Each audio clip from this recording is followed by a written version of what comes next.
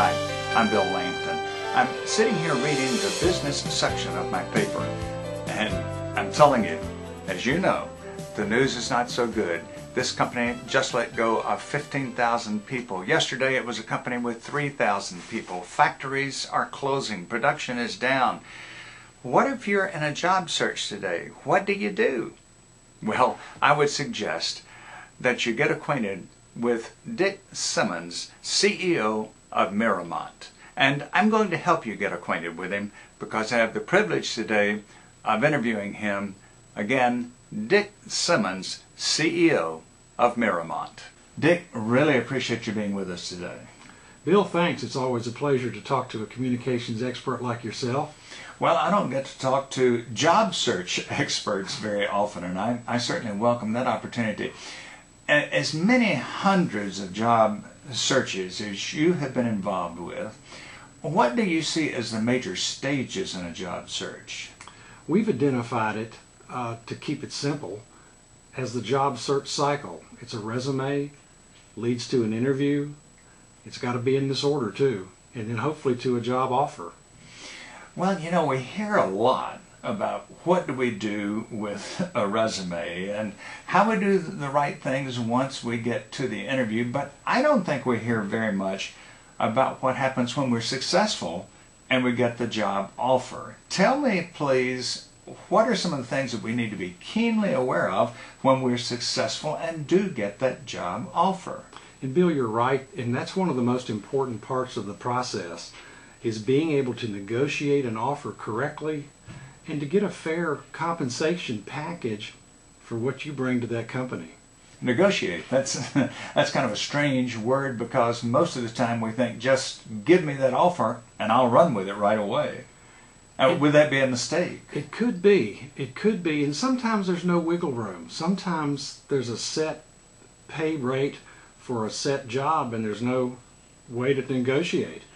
But you can always try to find out, and you need to have your homework done going in by checking salary.com and other places on the internet to find out what's this job really worth in this area in your zip code. And that's a great way to be prepared when you go in for the interview that hopefully will have the job offer involved with it. Give that to us again, please. Salary.com. It's www.salary.com. is a great place to look on the internet. They're well respected, well known, and they're accurate and give a low, medium, and high range for each job. Assume then, Dick, that a person has done their homework and now they've got some numbers to deal with. So they want to negotiate. How do they go about it? Well, the best way, when the offer's made, the best way is to ascertain, is it a firm offer? Is someone just fishing to see if $50,000 would really be able to hire this individual? So once it's determined that it is a firm offer, and then hopefully you'll have that in writing by email or maybe an overnight package or whatever, you may want to ask the person, when would you like an answer on this? Which would give you time to go home and talk with your family and weigh the different options you may have at this time, either on that offer or with other companies you're dealing with. And you won't offend your potential employer by doing this? Not at all. In fact, they'll probably respect the fact that you're organized enough and you're assuming some control in the situation to be able to take that step. So if you find out you've got a couple of days to take a look at it, what you're going to want to do is get out a piece of paper and put 3 columns down. One would be the job you've either got or have left and all the pertinent pieces to that package. A second column would be, what would you like?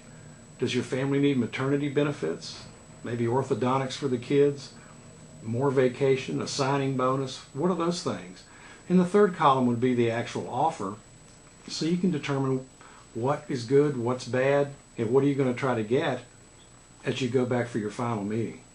And it kind of strikes me that not only would the potential employer not be disturbed, as you say, they may be surprised if you don't, because look at all the other times when we're dealing with major financial decisions in our lives when we do negotiate.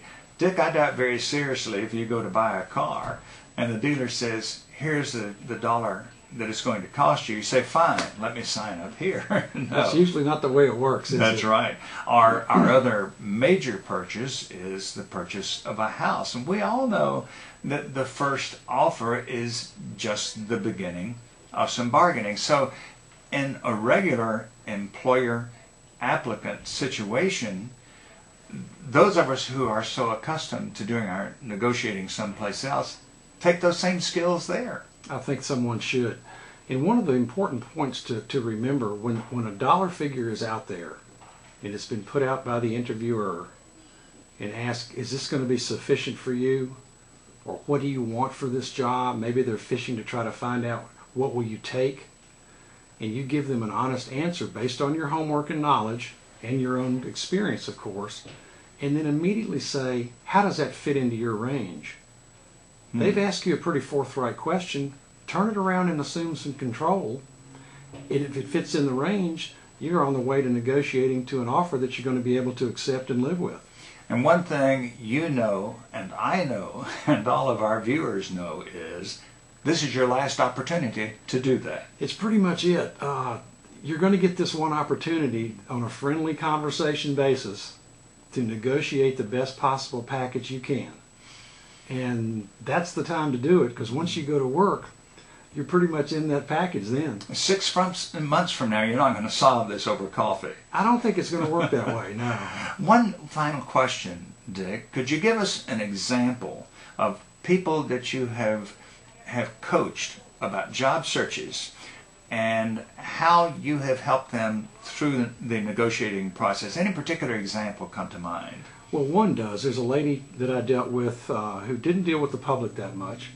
She was rather unsure of herself in the negotiation and interview stage, but had great skills.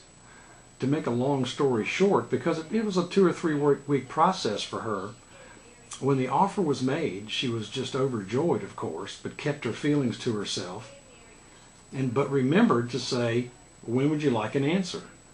The lady said, in a couple of days. Is that okay? She said, fine. She couldn't think of anything else to say, and as the lady walked her all the way out of the building, the lady that was interviewing her said, I understand you're probably disappointed with the offer since you haven't had anything to say. Let me see what I can work on that for you. And when she came back, she got $3,000 more. Hey. Just by not accepting that offer the first time. So it does work. This illustrates very well that, again, not only will you not offend your potential employer, you will gain their respect, and this is something that they're anticipating doing anyway.